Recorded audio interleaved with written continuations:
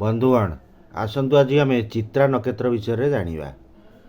ଏଠି ଦେଖନ୍ତୁ ରାଶିଚକ୍ର ଏମିତି ଗୋଟେ ଘର ଥିବ, କାଳଚକ୍ର ତା ମଝିରେ ଲେଖା ହେଇଥିବ 14/6 ଏବଂ ଏଠି କନ୍ୟା ରାଶିରେ ଚନ୍ଦ୍ର ଥିବ, ତାହେଲେ ଜାଣିବା ଆପଣଙ୍କର ଚିତ୍ରା ନକ୍ଷତ୍ର ଏବଂ କନ୍ୟା ରାଶି। ଯଦି ଲେଖା ହେଇଥିବ ମଝିରେ 14/7 ଭଗ୍ନାଂଶ ଥିବ, 14 ନମ୍ବର ହେଉଛି ଚିତ୍ରା ନକ୍ଷତ୍ର ନମ୍ବର, ସିରିଏଲ୍ ନମ୍ବର 7 ନମ୍ବର ହେଉଛି ତୁଳା ରାଶିର ନମ୍ବର। ଏଇ ତୁଳା ରାଶି ଘରେ ଚନ୍ଦ୍ର ଥିବ, ତାହେଲେ ଆପଣ ଜାଣିବେ ଆପଣଙ୍କର ଚିତ୍ରା ନକ୍ଷତ୍ର ଏବଂ ତୁଳା ରାଶି।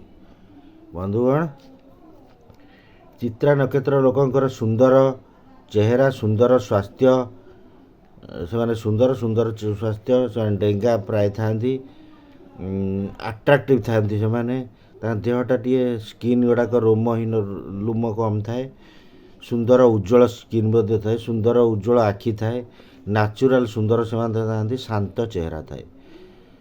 ଚିତ୍ରା ନକ୍ଷତ୍ର ଲୋକମାନେ ପ୍ରକୃତି ପ୍ରେମୀ, ବୁଦ୍ଧିଆ ଥାଆନ୍ତି, ସେମାନେ ଆବିଷ୍କାର ପ୍ରିୟ, ନୂତନ ଜିନିଷକୁ ଆବିଷ୍କାର କରିବା, ତିଆରି କରିବା, କ୍ରିଏଟିଭନେସ୍ ତାଙ୍କର ଥାଏ। ସେମାନେ ବହୁତ ଶୀଘ୍ର ଆଗେଇ ଯାଆନ୍ତି, ଆଗ ଚଲା ଲୋକ, ସବୁ କାମରେ ଆଗରେ ଥାଆନ୍ତି। ନୂଆ କାମ କରିବା ତାଙ୍କର ଗୋଟେ ବଡ଼ ହବି, ନୂଆ ଚିନ୍ତାଧାରା ସେମାନେ କରିପାରନ୍ତି, ସେମାନେ ନୂଆ କଳ୍ପନା କରିପାରନ୍ତି, ସେମାନେ ଭଲ ଶିଳ୍ପୀ ହେଇପାରନ୍ତି, ସେମାନଙ୍କର ସମାଜରେ ବହୁତ ଭଲ ଛବି ଥାଏ, ସେମାନେ ବିପରୀତ ଲିଙ୍ଗକୁ ଆକୃଷ୍ଟ କରିଥାନ୍ତି ବହୁତ, ସେମାନେ କଠିନ ପରିଶ୍ରମୀ ଥାଆନ୍ତି, ସେମାନେ ବହୁତ ପୁରସ୍କାର ପାଇବାର ସମ୍ଭାବନା ଥାଏ, ଯାହାକି 30 ବର୍ଷ ପରେ ହେଇଥାଏ, 32 ବର୍ଷ ପରେ ହେଇଥାଏ। ସେମାନେ ସୃଜନଶୀଳ ଥାଆନ୍ତି, ଉଚ୍ଚ ଆଶା, ବହୁତ ବଡ଼ ବଡ଼ ଆଶା ଥାଏ, ସେମାନେ କଳାକାର, ସେମାନଙ୍କର ସ୍ୱପ୍ନ ଓ ଦର୍ଶନ ଶକ୍ତି, ମାନେ ଆଗକୁ ଦେଖିବା, ନୂଆ କଳ୍ପନା କରିବା, ଗୋଟେ ନୂତନ ଯେଉଁଟା ନଥିବ ସେମିତିଆ ଚିନ୍ତା କରିବା, ସେଭଳି ଶକ୍ତି ଥାଏ। ସେମାନେ ଈଶ୍ୱର ପ୍ରେମୀ ଥାଆନ୍ତି, ଧ୍ୟାନ, ଯୋଗ ଏବଂ ମନ୍ତ୍ର ପଢ଼ିବା ଏମାନଙ୍କର ଗୋଟେ ନୀତିଦିନିଆ ଅଭ୍ୟାସ ପ୍ରାୟ ବହୁତ ଲୋକଙ୍କର ଥାଏ।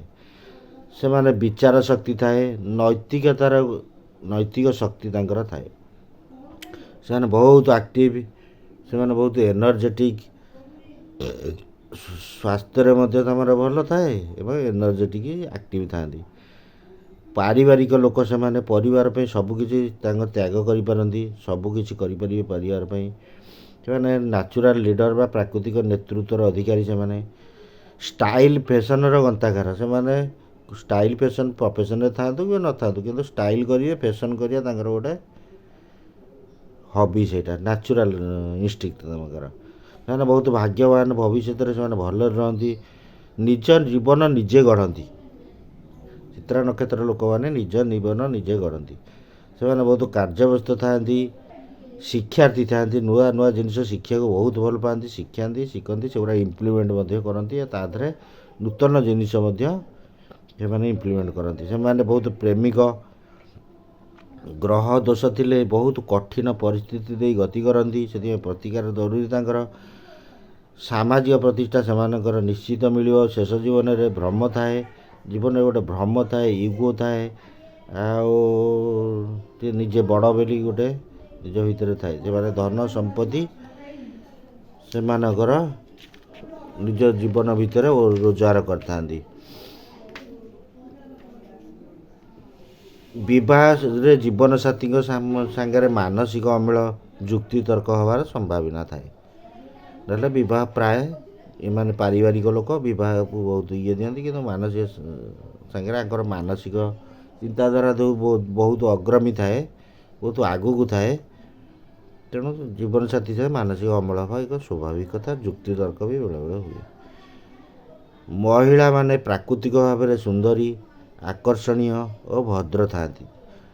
ଚିତ୍ରା ନକ୍ଷତ୍ର ମହିଳାମାନେ ସ୍ୱାଧୀନଚେତା, ବହୁତ ଫରୱାର୍ଡ଼, ଖରାପ କାମରୁ ସେମାନେ ନିବୃତ୍ତ ରହିବା ଉଚିତ, ସତର୍କତା ସହିତ ବନ୍ଧୁତ୍ୱ କରିବା ଉଚିତ, ସାହାଯ୍ୟକାରୀ ବନ୍ଧୁ ତାଙ୍କୁ ମିଳନ୍ତି, ସେମାନେ ଲକି, ସ୍ୱାମୀ ପାଇଁ ଲକି, ସେମାନେ ବହୁତ ଷ୍ଟ୍ରେନ୍ଥ ବାଲା, ମାନେ ଭଲ ମାନସିକ ହେଉ ଶାରୀରିକ ହେଉ ଶକ୍ତିଶାଳୀ ଥାଆନ୍ତି।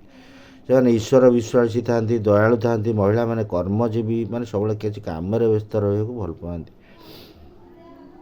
ସେମାନେ ସଜାସଜି ହେବାକୁ କିମ୍ବା ମେକଅପ୍ ହେବାକୁ ଭଲ ପାଆନ୍ତି। ସେମାନେ ଡାକ୍ତରୀ ଲାଇନ୍, ଆକ୍ଟ୍ରେସ୍, ମଡ଼େଲ୍ ଲାଇନ୍ରେ ବେଶୀ ଯିବାକୁ, ବିୟୁଟି ପାର୍ଲର ଏଇ ଲାଇନ୍ରେ ସେମାନେ ଯିବାକୁ ବେଶୀ ଭଲ ପାଆନ୍ତି। ଆଉ ସେଇ ଲାଇନ୍ରେ ବି ଯାଆନ୍ତି। ଡାକ୍ତର, ନର୍ସ ସେମାନେ ସାମାଜିକ ବନ୍ଧନକୁ ଭାଙ୍ଗି ଦେବାର ବହୁତ ନଜର ଅଛି। କ୍ୟାରିୟର ସାଧାରଣତଃ ଚିତ୍ରା ନକ୍ଷତ୍ର ଲୋକଙ୍କର 32 ବର୍ଷ ପରେ ସଫଳ ହୋଇଥାଏ। ସେମାନେ ଆର୍କିଟେକ୍ଚର, ଯନ୍ତ୍ରୀ, ପାଇଲଟ, ଭ୍ରମଣ ବିଜନେସ୍, ଯେକୌଣସି ଟୁରିଜିମ୍ର ଉପରେ, ପେଣ୍ଟିଂ, ମ୍ୟୁଜିକ୍, ଆକ୍ଟିଂ, ସେମାନେ ଓକିଲ, ବିଚାରପତି ହୋଇପାରନ୍ତି। ଅସ୍ତ୍ର ତିଆରି କାରଖାନା କିମ୍ବା ଅସ୍ତ୍ର ତିଆରି କାର୍ଯ୍ୟରେ ନିୟୋଜିତ ଥାନ୍ତି। ସେମାନେ ଡେକୋରେଟର ଥାନ୍ତି। କାର୍ ମେକାନିକ୍ ବା କାର୍ ତିଆରି, ନୂଆ ନୂଆ ଡିଜାଇନ୍ ତିଆରି କରିବା, ହର୍ବ କଲେକ୍ସନରେ ସେମାନେ ଥାଇପାରନ୍ତି। ଡେକୋରେସନ୍, ଗୃହ ତିଆରି, ବ୍ୟାଙ୍କିଂ, ଆକ୍ଟିଂ, ଜୁଏଲର, ଫଟୋଗ୍ରାଫି ଏସବୁ ଜିନିଷରେ ସେମାନେ କ୍ୟାରିୟର ଗଢ଼ିପାରନ୍ତି। ସେମାନେ ବାସ୍ତୁଶାସ୍ତ୍ରୀ, ଯାତ୍ରା, ସିନେମା ଓ ମେଲୋଡ଼ିରେ ମଧ୍ୟ କ୍ୟାରିୟର କରିପାରନ୍ତି। ସେମାନଙ୍କର ରୋଗ ଭିତରେ ଆଫ୍ଟର 25 ବର୍ଷ ପରେ କିଡ଼ନୀ, ପରିସ୍ରା ଏପରି କିଛି ରୋଗ ହେବାର ସମ୍ଭାବନା ଥାଏ। ସାଧାରଣତଃ ତୁଳା ରାଶି ହେଉଛି 14/6 କନ୍ୟା ରାଶି ଚିତ୍ରା ନକ୍ଷତ୍ର, ଏବଂ ନହେଲେ 14/7 ତୁଳା ରାଶି ଚିତ୍ରା ନକ୍ଷତ୍ର ଥାଏ। ପାଦ, ଚାରିପାଦ, ପ୍ରଥମ ପାଦରେ ସୂର୍ଯ୍ୟ ଲିଡିଂ ଗ୍ରହ, ସେଠି ସୁନ୍ଦର ସ୍ୱାସ୍ଥ୍ୟ, ସମାଜରେ ନାମ, ଗ୍ଲାମର ଦୁନିଆ, ଗୋପନୀୟତା ଏଥିରେ ପ୍ରମୁଖ ଲିଡ୍ କ୍ୟାରେକ୍ଟର ଥାଏ। ଦ୍ୱିତୀୟ ପାଦରେ ଜନ୍ମ ହୋଇଥିବା ଲୋକ ବୁଧ ଗ୍ରହ ଦ୍ୱାରା ପ୍ରଭାବିତ, ମାନସିକ ଶକ୍ତି, ଯୋଗାଯୋଗ, ବ୍ୟବସାୟ, ସ୍ଥିରତା ଏବଂ ପରିଶ୍ରମୀ ଥାନ୍ତି। ତୃତୀୟ ପାଦରେ ଜନ୍ମ ହୋଇଥିବା ଲୋକ ଶୁକ୍ର ଗ୍ରହ ଦ୍ୱାରା ପ୍ରଭାବିତ ହୁଅନ୍ତି। ରୋମାନ୍ସ, ଲଭ୍, ଯନ୍ତ୍ରୀ, ସୃଜନଶୀଳତା, କଳାକାର, ସାମାଜିକ, ନିଜ ସ୍ୱାର୍ଥୀ, ସେମାନେ ନିଜ କଥାରେ ବେଶୀ ଚିନ୍ତା କରେ। ଚତୁର୍ଥ ପାଦରେ ଜନ୍ମ ହୋଇଥିବା ଲୋକ ମଙ୍ଗଳ ଦ୍ୱାରା ପ୍ରଭାବିତ, ସେମାନେ ଗୋପନୀୟତା, ରହସ୍ୟମୟ ଓ ଧାର୍ମିକ ହୋଇଥାନ୍ତି। ବନ୍ଧୁଗଣ, ଏ ଚିତ୍ରା ନକ୍ଷତ୍ରର ତତ୍ତ୍ୱ ହେଉଛି ଅଗ୍ନି ତତ୍ତ୍ୱ ରାଶି। ଦିଗ ହେଉଛି ପଶ୍ଚିମ ଦିଗ। ଗ୍ରହ ହେଉଛି ମଙ୍ଗଳ ଗ୍ରହ, ଏହାର ଲିଡିଂ ଗ୍ରହ। ଦେବତା ହେଉଛନ୍ତି ବିଶ୍ୱକର୍ମା, ଏ ଜଗତର କ୍ରିଏସନ୍ କରନ୍ତି। ଲିଙ୍ଗ ହେଉଛି ସ୍ତ୍ରୀଲିଙ୍ଗ ରାଶି। ଅସଙ୍ଗତ ମାନେ ଯାହା ସାଙ୍ଗରେ ପଡ଼ିବନି, ଉତ୍ତର ଭାଦ୍ର ନକ୍ଷତ୍ର ଲୋକ ସାଙ୍ଗରେ ପଡ଼ିବନି। ବିବାହ ସେଠି ଉତ୍ତର ଭାଦ୍ର ନକ୍ଷତ୍ର ସାଙ୍ଗରେ ବିବାହ କରିବା ଅନୁଚିତ। ଜନ୍ମ ମହାଦେଶ, ମଙ୍ଗଳ ମହାଦେଶରେ ଏମାନଙ୍କର ଜନ୍ମ। ଗଣ ହେଉଛି ରାକ୍ଷସ ଗଣ। ନାମ ହେଉଛି ପି-ପୋ-ରା-ରେ, ଏଇଟା ଜାତକ ନାମ, ମାନେ ତମ ନାଁରେ ବାହାର କରିକିରି ନକ୍ଷତ୍ର ବାହାର କରିବା ଅନୁଚିତ। ଏ ଜାତକ ନାମ ଯଦି ଥବ ସେଇଟା। ଶୁଭ ବାର ହେଉଛି ମଙ୍ଗଳବାର। ନାଡ଼ି ହେଉଛି ପିତ୍ତ। ରତ୍ନ ହେଉଛି ମୋତି, ଜେମ୍ ଉପବାଳ। ଏଠି ସାଇନିଂ ରତ୍ନ, ସାଇନିଂ ବାଲାଟା ଥବ। ରଙ୍ଗ ହେଉଛି କଳା, ହଳଦିଆ, ଧଳା, ଗ୍ରୀନ୍।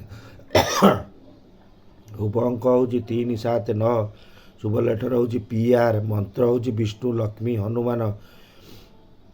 ହନୁମାନ ଚାଳିଶା ହେବ। ଘିଅ, ମଙ୍ଗଳବାର ହନୁମାନ ଚାଳିଶା କରିବେ। ଘିଅ ଦୀପ ଜାଳିବେ ଏବଂ ଖାଦ୍ୟ ବସ୍ତ୍ର ଦାନ କରିବେ। ବନ୍ଧୁଗଣ, ଚ୍ୟାନେଲକୁ ସେୟାର କରିବାକୁ ଅନୁରୋଧ। ଧନ୍ୟବାଦ।